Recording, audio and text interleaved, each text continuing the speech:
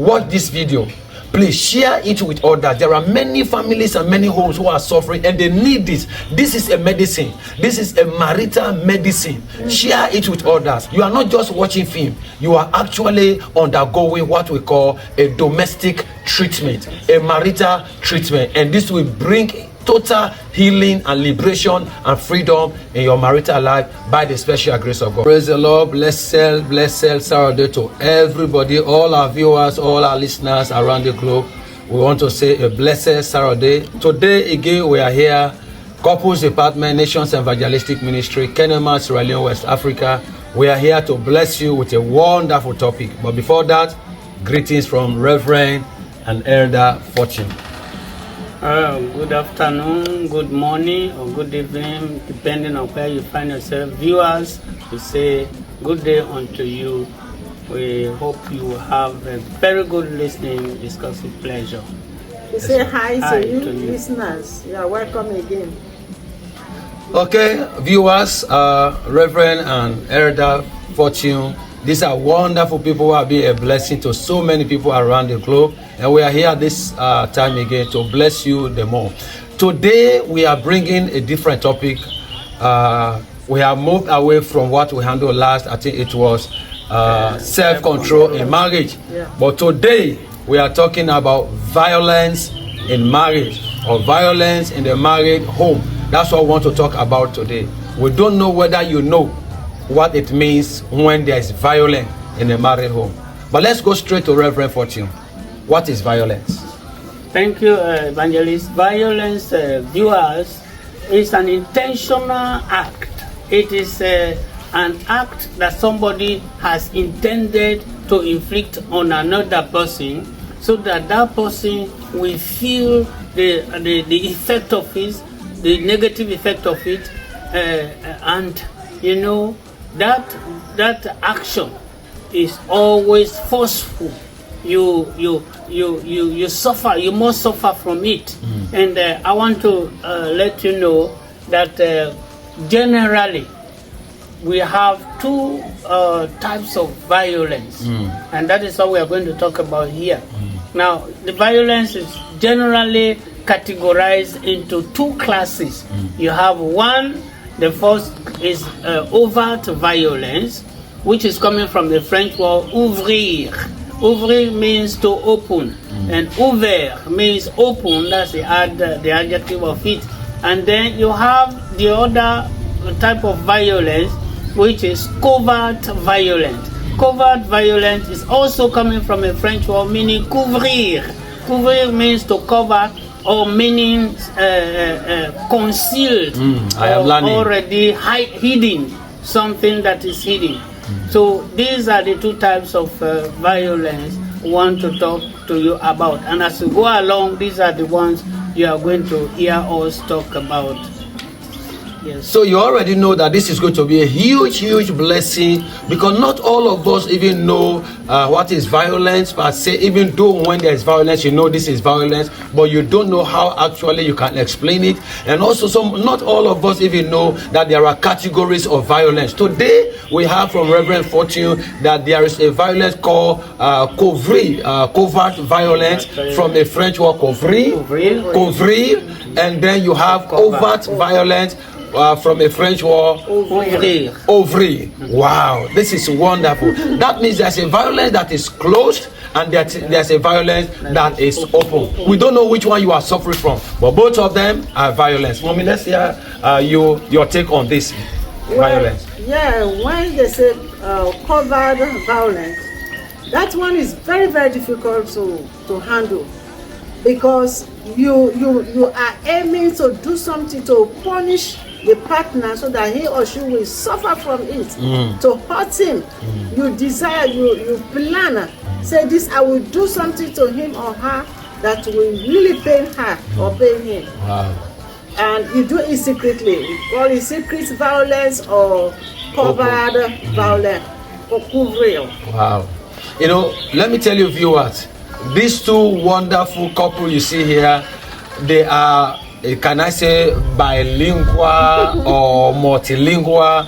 You know, not even bilingual, because you can speak Creole, you speak English, you speak Mende, you speak French, you speak so, and for Reverend 14 you speak some part of Spanish as well. And which one? Which international language again? French.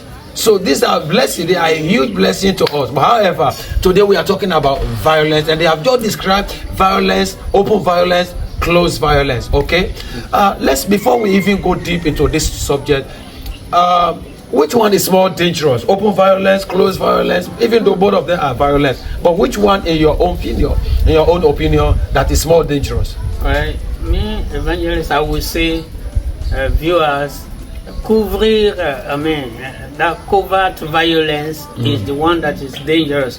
Because, you know, which one is that covert? That covert. The one covered? That is the one, the violence that is covered, concealed, secret. Something you have in mind against your partner. It's not revealed. You do the action just within yourself, and you are inflicting punishment on your partner without voicing it out, without making it open, exposed.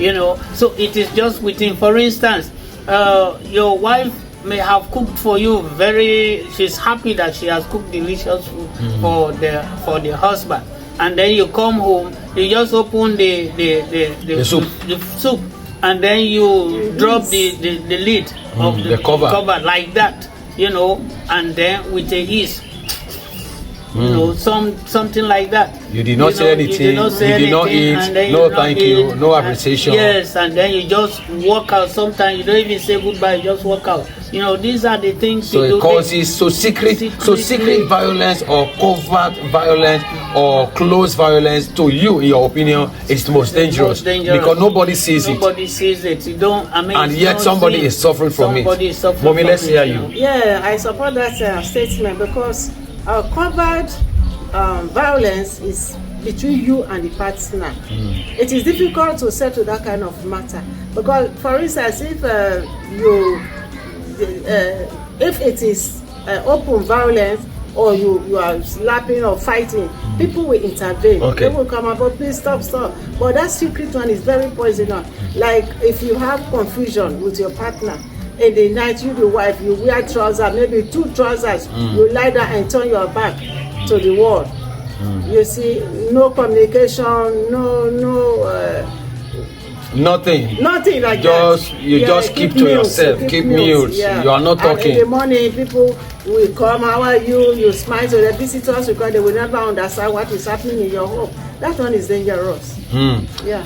So listeners, viewers, is it not a blessing to understand the way the topic is being discussed?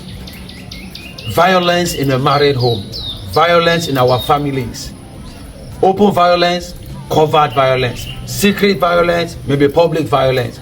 And Reverend and Mrs. Fortune, Elder, they are saying that the one that is secret, the one that is covered, is the most dangerous one. Why? Because if you slap your wife, people are going to come around. If you slap your husband, people are going to hear, or they will know, they will come around. If you throw acid on his face, you know, or blah blah blah, people are going to come around. If you stand outside and begin to release abusive, obscene languages, people are going to hear, and they will come and say, "Sir, what happened? Man, what happened?" So that is open. So the reason why they are saying that the covered one is more dangerous, because the open one, at least people can easily see, people can easily hear, people can easily detect, people can even intervene and come, you know, to settle the matter. But then when they don't know what is happening, when they don't know what is the matter, how can they involve or get involved into the matter? Once there is a violence and nobody knows there is a violence, only 2 of you know that this is what we are going through. You come at night, you want to have what we call generally combined service with your wife at night, and you discover that the woman is dressed like in a different way, and the leg is like that. No open door, thou shalt not enter. There's no space for you, no parking ground, like police sign, no parking ground, no waiting. Come on, you know. So that is going to create some violence. You see some people fight early morning. You go there, you ask them, say, what is happening? Say, I don't know. Ask her, what is happening? I don't know. Let him explain. These are some of the reasons why a lot of people are going through secret pain, secret agony, secret secret anger, secret frustration, etc., etc. And that's why we are saying the one that is closed, the one that is secret, the one that is confined is the most dangerous category of violence in a home. And that is very, very, very powerful. Well, Daddy, let's also, how is it expressed? This one is expressed by emotions. I mean, you have emotional feelings that you express when inflicting covert violence. You know, you do it in a way that just by actions, by negative actions, by forceful actions. I mean, inflicted on your partner. You know, sometimes you just refuse to eat. Sometimes you just malice. She talks to you, you don't answer. She talks to you, or even when you answer with with some kind of sluggishness, or I mean, your attitude I don't is care abusive. Attitude. I'm not interested. Yes, attitude. I'm not interested. Sometimes they can call it in French, "mon fou." I don't care. That kind of way. You just act like that. Your attitude portrays not friendly, very unfriendly to your partner. Your partner may talk to you, instead of answering well, and you answer with in the same violent form, with caustic words, with words that are wounding. You just inflict something like that. Sometimes they particularly if it is your wife will now be wondering, what have I done to this man for me to receive all these things. That's the thing. But you have it at the back of your mind, or maybe she had said something to you that is hurting you, and if you don't come out and explain it, that's how you bottle up yourself and just release actions. So it causes wow, Mama. Yeah, it's causes mental torture. You are tortured, you are punished. Emotional stress. Yeah. Inwardly you are stressed. People will see you, they think everything is okay, but in your inside you are hot. You cry, you are bitter in the inside. So when we talk about domestic, let's talk about, because we are talking today about violence and probably the categories of violence. Let's talk about this domestic violence. Why is it called domestic violence in the first place? Why? Because it is done in family, between husband and wife, children or a parent, in the family setup. So it's done within a domestic domain, yes. Within the family setting, or a marriage setting, or home setting, kind of. That's why we call it domestic. It means that if that same violence takes place maybe in the market, we call it public violence. If it takes place at parliament, maybe that's a political okay. Violence. So now if it takes place within countries, say interstate violence, interstate or intercontinental or intercountry violence. So listeners, village violence. Yes. So viewers, you now see it's getting interesting more. I want us to sing a song. Yeah. Before we continue this aspect of violence, because there are some things that will come up. There's a song we usually sing in the couples department here at the Nations Evangelistic Ministry. We say, the more we are together,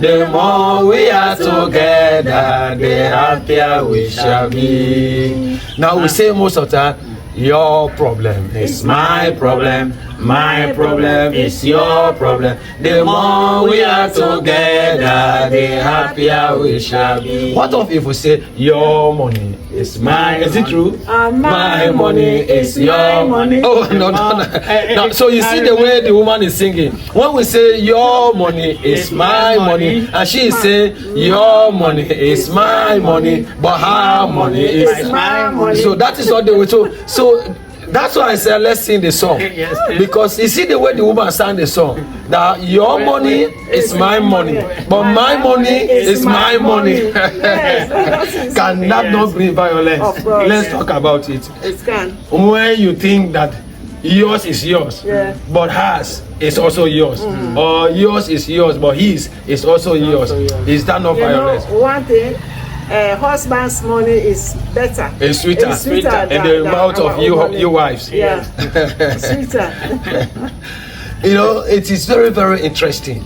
But domestic violence most of the time has to include the husband, the wife, the children, and sometimes it boils around even minor, trivial, insignificant family things. Members. Yes, family members. It can even be friends. It can be other relatives coming to infiltrate into the relationship. You know. That is what I want us to talk about when we talk about the domestic violence, because sometimes the violence in many homes is not even between the husband and the wife. Yes. It's just a matter that is something that is existing between the wife or the husband and the in-laws. Now you are married, and then the family of the husband thinks that this is our son. We sent him to school. We gave back to him. We sent him to school. He has finished college. He's now working. We are supposed to enjoy. That car is supposed to be ours. This house we are supposed to be here, and blah blah blah. So they will do everything to suppress, humiliate, and abuse the wife in that home, because they think they have right, because this is their brother that is working, making the money. So let's talk about that, because that's also bringing some women are humiliated, brutalized, some are even beaten and driven from their own matrimonial homes, you know, because of the attitude of the sister-in-laws, the brother-in-laws. So is that not violence? It is. Yes. It is violence. So what can we say to people who are married but allowing their brothers and sisters to humiliate their partners, or their mothers and fathers to humiliate their partners? So in fact, this type of marriage in a home is what we call parent-centered home, or friend-centered home, or we have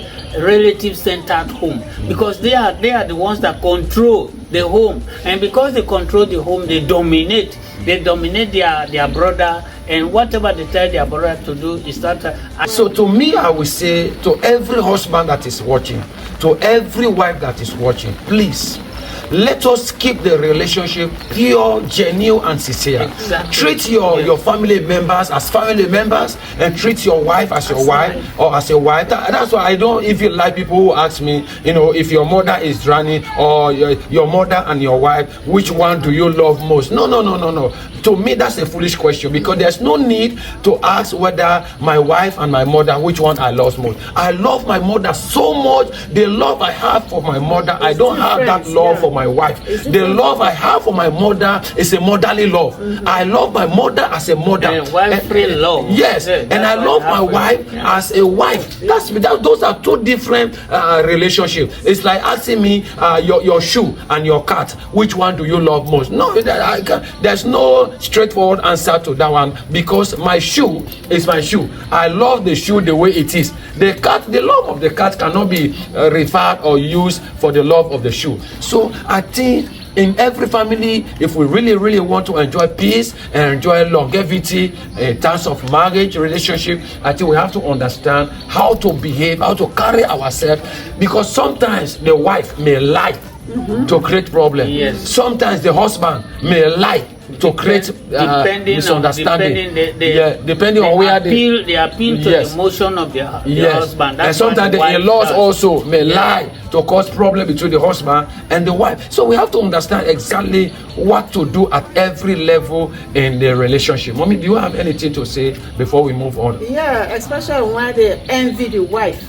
You know, sometimes when a man is married to a wife, the relatives of the husband, sometimes, especially non-Christian, they are always against the wife, thinking that, oh, our brother is part of this family, but now because he's married now, he doesn't pay attention to us. All his benefits is to the wife and the children.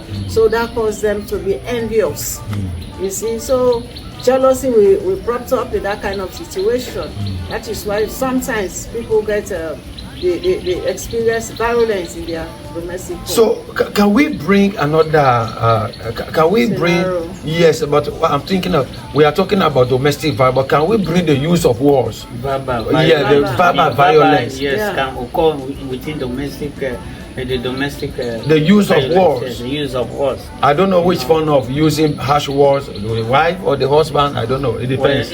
Well, that one depends. It's on both sides, you know. But one thing normally that is very, very caustic and hurting is the one that comes from the woman, the wife, because when the wife causes, and the wife releases violence through the mouth, that one can be very devastating. Very, very, very. I mean, it's harsh when she speaks like that, you know, because when the woman's, you know that the strength of the wife, normally the women, lies in the mouth. The mouth, Yes. since they do not have muscles, they do not have strength, physical strength. So when they release word, is in their mouth. release word, they will do it in a way that they want that word to hit the husband and crumble the husband. You know, so that's how they will do. They will look out for words that are very, very, very caustic. You know, very, very caustic, very harsh, insulting, violent. In fact, to make it more serious, for example, if you abuse a woman, she's not only going to abuse you. You know, women are multipliers. Yes. If you abuse a woman, she's not only going to abuse you. Yes. She's going to extend that abuse to your mother, to your elder sister, to your small sister, your auntie, sometimes to even your father. In fact, to the worst, your boss man in the office who has nothing to do with that issue will be abused because women are multipliers. They have strength in the Because mouth. that is the only way they can express. They are not able to beat you. They are not able to slap. They are not able to kick. Not all women have physical strength to challenge a man, but the power is in the mouth. So that is what we refer to as verbal violence, which is also very serious. It's causing a lot of problem in many homes. So viewers, drop us your comment. Let's hear your view on this matter of violence. If we may ask you a very straightforward question, and we need sincere answer. Who is more brutal? Who is more violent in the home? In your own relationship or in your family? Who uses more of aggressive, abusive, obscene languages or words? Who is easy to slap the other? Who is easy to kick? Who is easy to break the television? Who is easy to put the light off and drive everybody out? Those are things we have to come back to our senses, maritally speaking, and give it second thought, because God has not given us the home to misbehave. God has given us the home to represent Him, God. This thing we call family, this thing we call marriage, is given to us by God. That's why in the couples department we say marriage is made in heaven and the maintenance is done here on earth. Let me say that again because this is very powerful. Marriage is made in heaven, but the maintenance is done here on earth. So when you get married, brother, sister, it becomes your personal, individual, as well as collective responsibility to maintenance the home. In fact, if you are married, I want to say to you, welcome to the big boys maintenance team. Welcome to the big yes maintenance team. Because there is nothing more difficult in this life like maintenance. That is why you brush your teeth every day if you do. That is why you brush your shoe every day. That is why we take bath every day. That is why you iron your shirt. That is why we do a lot of things, especially on our body every day. Why? You want to maintain your teeth. You want to maintain your color. You want to maintain your smell. You want to so maintenance is tough. It's tough work. In fact, it's easier to buy a car than to maintain the car. You see, there's one thing about this home or house. You know, some people do not understand the differences between the house and the home. People live in the home like as if they are living in the house. That's powerful. Yes. So don't live in the house or don't live in the home as if you are living in the house. Now, house is synonymous with a wife. You may be living in an apartment. You can keep girlfriends, one can go, one comes in, this way.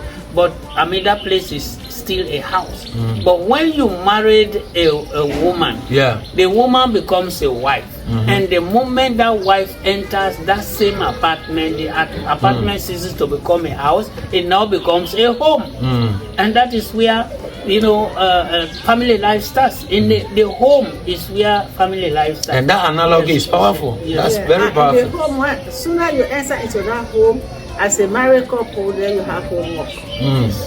Of course, we have said that over and over that every home has homework. If you don't do your homework, home will never work. And in the home is husband and wife that live.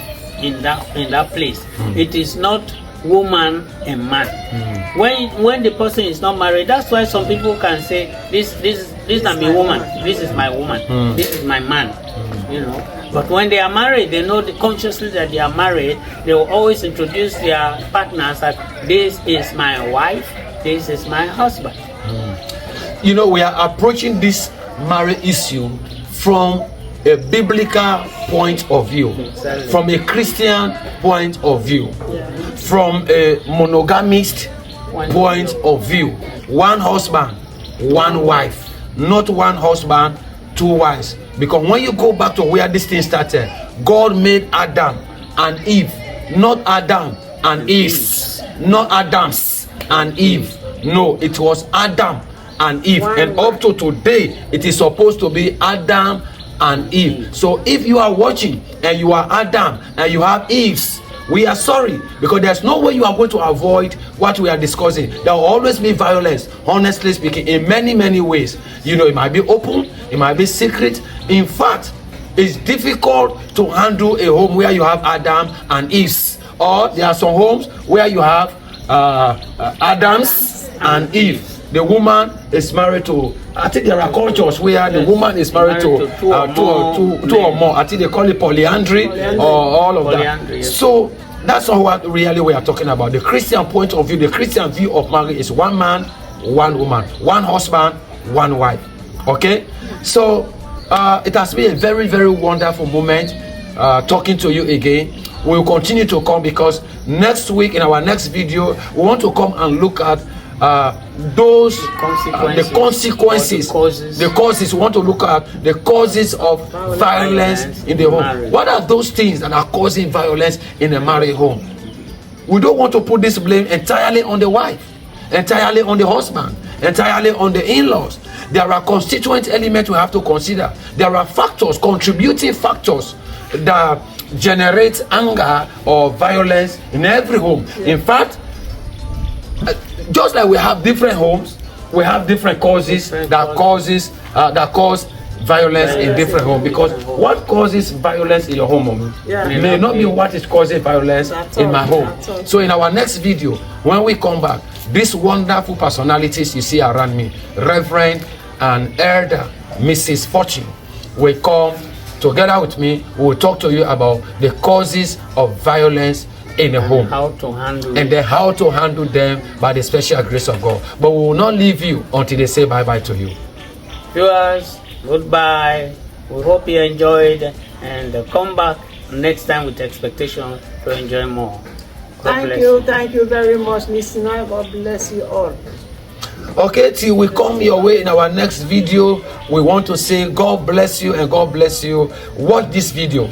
Please share it with others. There are many families and many homes who are suffering and they need this. This is a medicine. This is a marital medicine. Share it with others. Let them know that almost every week we are bringing videos that will bring healing. You are not just watching film. You are actually undergoing what we call a domestic treatment, a marital treatment. And this will bring total healing and liberation and freedom in your marital life by the special grace of God. So till we meet again on this same platform, I am Evangelist J.M.B. Jumbo, founder and general overseer of the Nations Evangelistic Ministry, based here in Kenema, Sierra Leone, West Africa.